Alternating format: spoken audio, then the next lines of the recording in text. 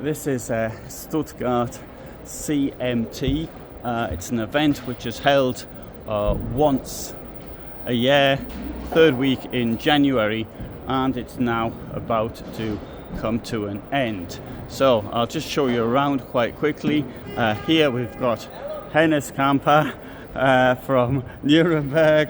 We've got Torn here from Slovenia. This Hennes Camper is a sort of a more upmarket Fiat Ducato camper van. We've got this thing here is really good, this Nexo Automotive Solutions. What they do is they actually supply something which is empty and looks like that, and then you get to build your own vehicle whatever way you want. And so they've got a couple of example things. It costs a fortune. It'd be cheaper buying the vehicle yourself, but it is very attractive. The layout, there you go, AB. That means from 275,000 euros. That's for one which has been kitted out, I would have to say.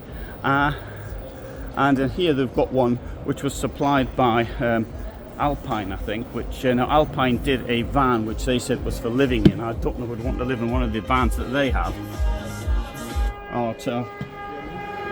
And this noise is to show that the event is over, which is what I wanted to actually show you.